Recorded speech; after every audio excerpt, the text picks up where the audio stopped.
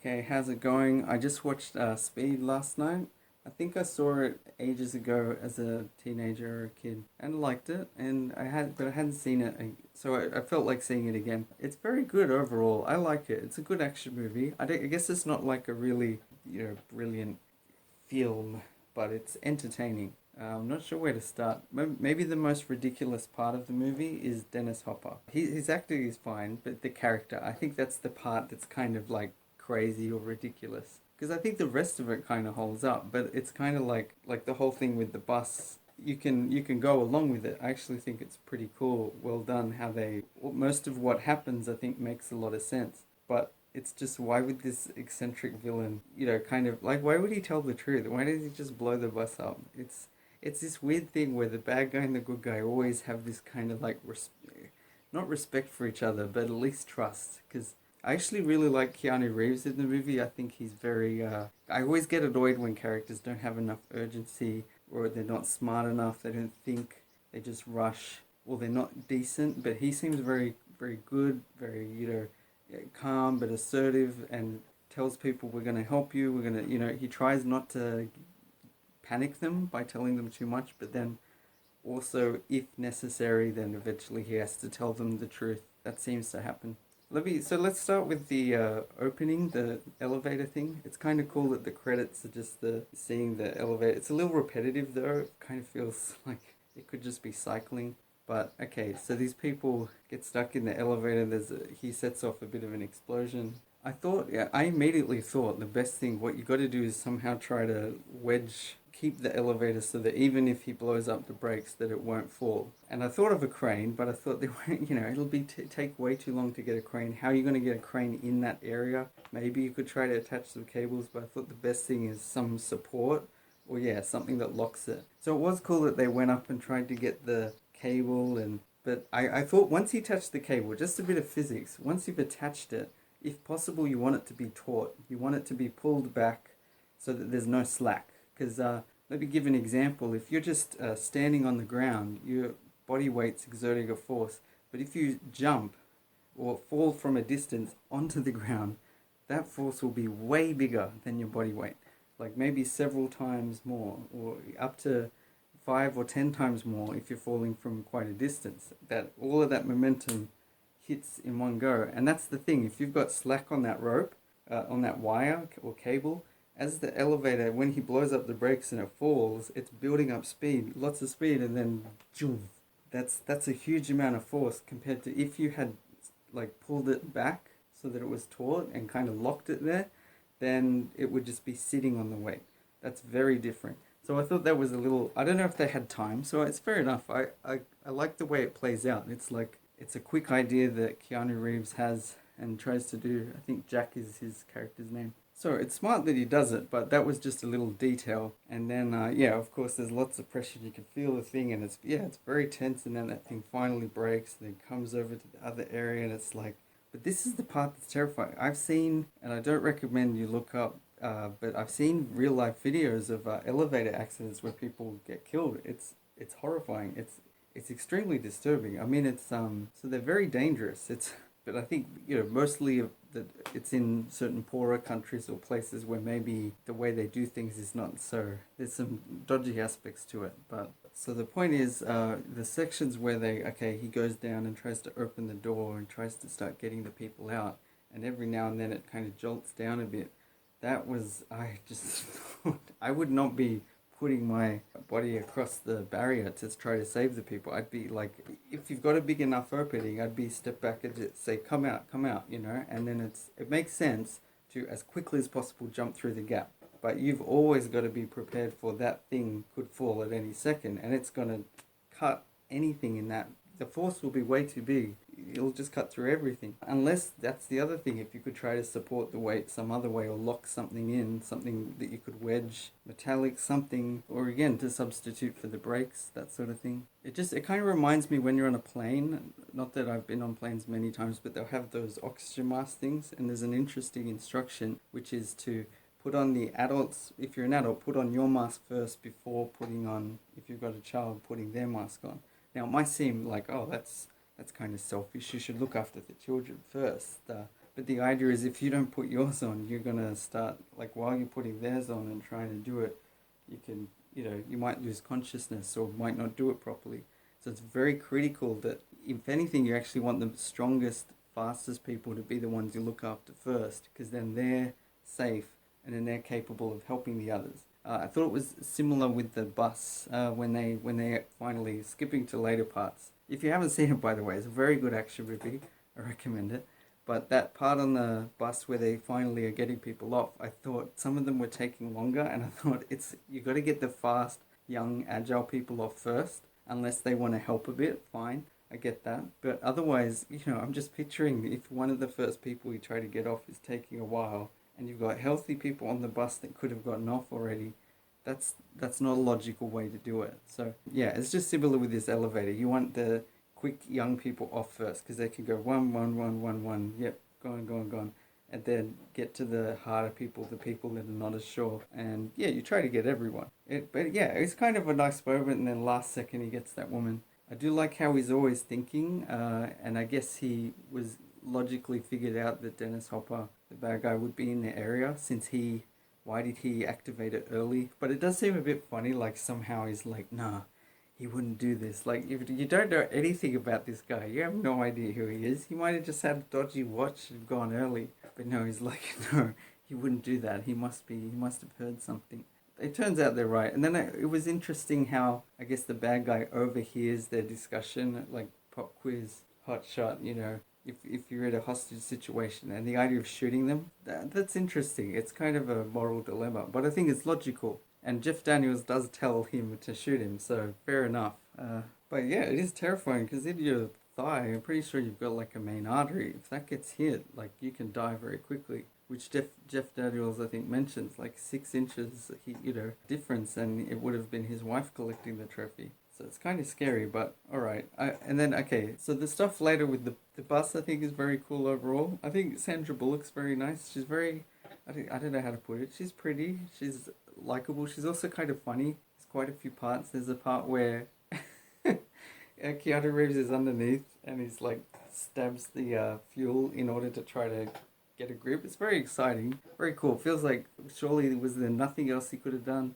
It was so risky. You'd think, I don't know. Okay, but fair enough. And then he comes back up and he's like, Bitches, the fuel's running out. And she's like, oh, did you just wanted to add another challenge? I do like how it's interesting because she's emotional at times, but she's also strong. She's kind of has a sense of trying to have humor to, I think, lighten the situation. Like, is this going to happen again? Like, if he wins or if he... Because I think they kind of say, oh, if it blows up, he wins. If he gets the money, he wins. But... And she's like, what if you win? And it's like, well, then he'll just do it again. And she's like, I can't do it tomorrow. I'm busy.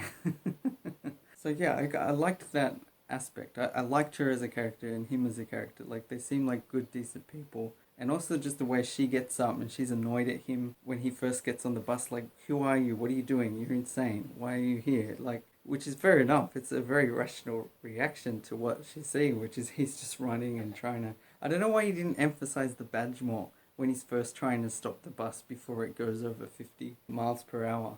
Although that's the other thing. Why do they even trust Dennis Hopper? I mean, couldn't he just blow it up anyway? Like, is he really... Like, if he managed to stop the bus before 50 miles per hour and it just stopped and that's it, is Dennis Hopper going to be like, oh yeah, oh well, you win. We'll play another game another time. It seems a little weird to me. But, look, it's a movie, it's you suspend disbelief, it's exciting. I liked how as the bus was going there were sort of certain challenges that came up, like there was the part where they needed to do a very sharp turn and he's like, everyone on the right side of the bus, and that's very exciting. And after they've done it, like some of them are cheery, like, yeah, this is fun. It's kind of funny. And then the big jump. I actually thought it might have been cooler if the parts of it... Cause it's kind of stupid that they're on this highway and then one of them realizes, oh, the highway's not finished yet. Which I think was kind of a joke, a reference to a highway in, I don't know if it's Los Angeles, in some area that hadn't been finished for quite a while. It was finally finished in 93, like the year before this movie came out. It might be called the I-105. I think the director, one of the days, because that wasn't originally in it, that jump. I think he noticed... part of a bridge was missing and he thought we should have a part like that where that happens. I thought it might have been cooler, yeah, if there were other cars, like police cars, that were going ahead to try and check the tracks, and then one of them, so you could have just some side characters going up and then sees, oh my god, and then calls back, rather than one of them's, I don't know how he finds out, he looks at a map or something, because then they could have been like, oh, quick, set up a ramp, and then there's actually, they're trying to clear things up, and they're setting up a ramp, and the bus is coming. That way it would be more believable, because otherwise they're just relying on luck that hopefully we could just go full speed at this gap, and hopefully there's an incline, which I guess it turns out there is.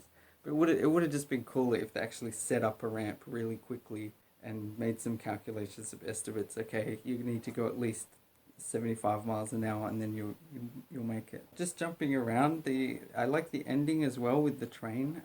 The whole movie is very exciting. I like how it's made. I think it's Jean Debon or Jan de Bont. I don't know how you say his name. His first movie, he made Twister. I think he made Speed 2, which was terrible, on a boat, which is so stupid. I mean, I haven't seen it in ages, so I don't know the details, but if you're on a boat, you could just go an ocean. There's nothing in the way. With a bus or with a car or something, it's much more suspenseful, because you've got highways, and like, how are you going to, if there's lots of traffic, which is what happens in the movie.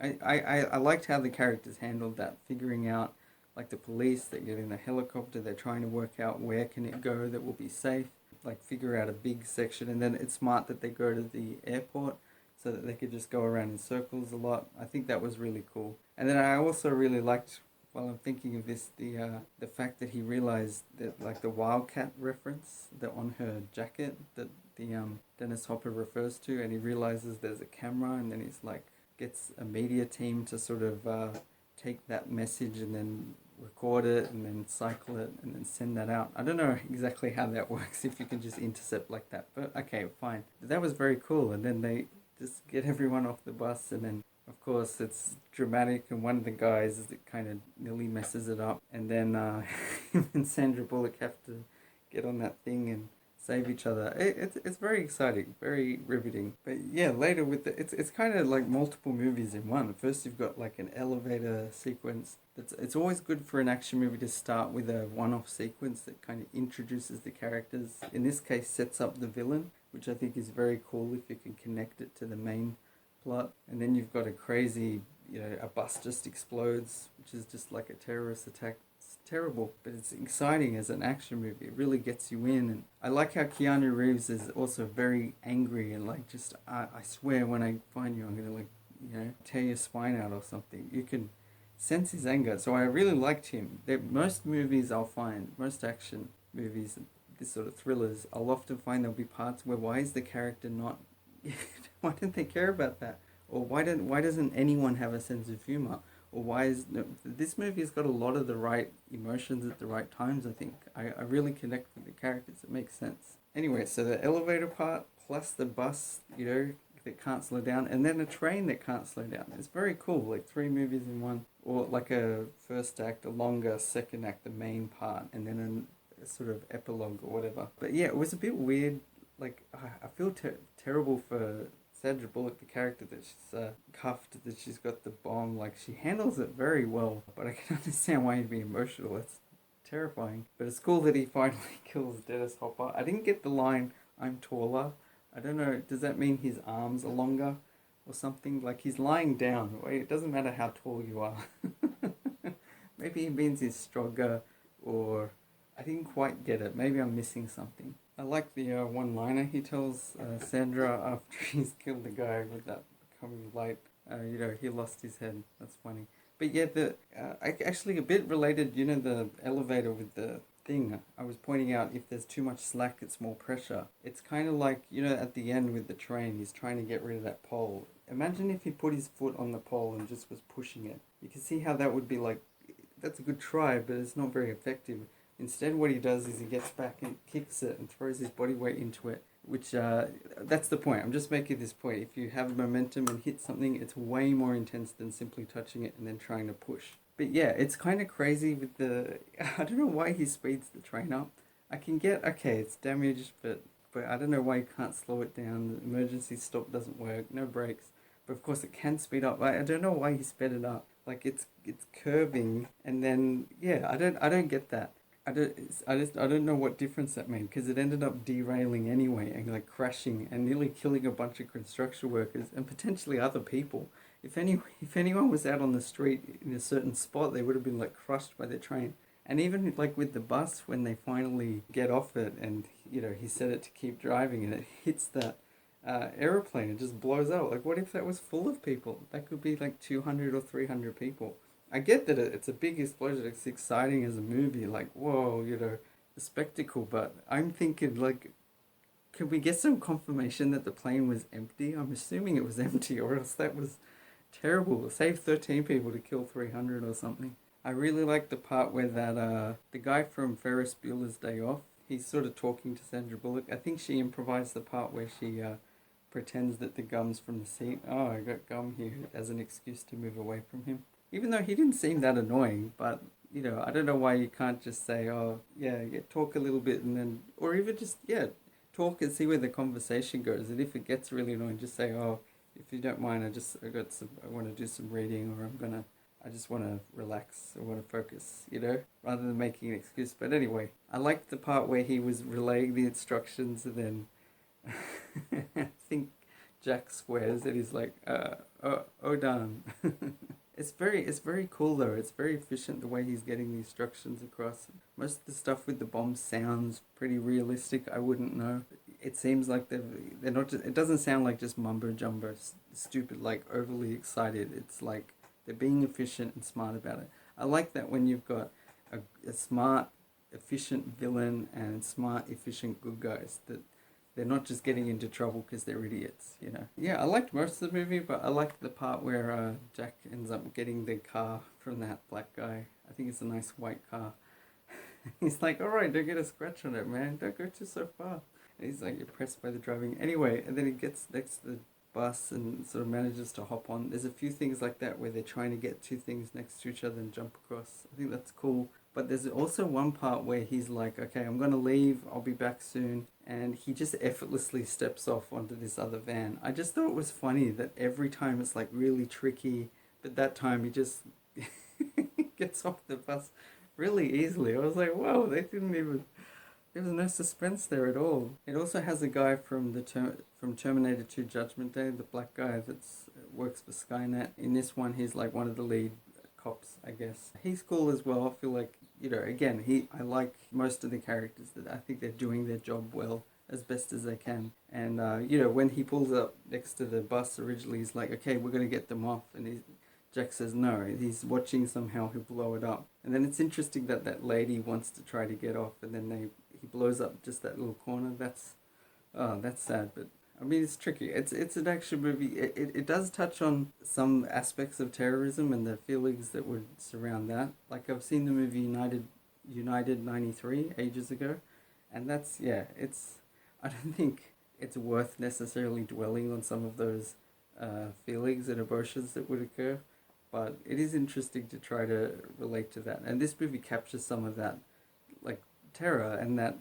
those feelings of like, what's the point? We're all just going to die, and like becoming kind of bitter and angry and negative, but then also trying to find hope and trying to use humor. And it's interesting. So yeah, I think I'll basically leave it there. I think Speed is a really good action movie. I wouldn't say it's not amazing. It's not like it's amazingly well made, but it's exciting. You like the characters, you could relate to them. It's kind of nice as well. It's kind of romantic with Keanu and Sandra. You kind of feel the chemistry between them, the connection they have. I don't think the movie has like grander meaning and more substance and depth, but it's riveting and exciting. I also just remembered the part where Jeff Daniels gets killed when they go into that house. I just thought, oh, there's going to be a bomb. But he seemed to be very careful checking, so I don't know what made it go off in the end. And in fact, it was a little disappointing that it felt like we didn't get to figure out who Dennis Hopper really is. I'm not clear. Like, was he an ex-cop? And did he... I'm not sure. And why did he become a bomber? Or just he's just evil or just psychopathic? I don't know. I felt like that could have led somewhere if there was some twist or some older connection that's like, oh, he was connected with this other thing and that's what drove him to, But we don't really seem to quite get that. It's kind of like a thread that just ends. But anyway, it is very exciting, so I'll leave it there. Thanks for watching. Bye.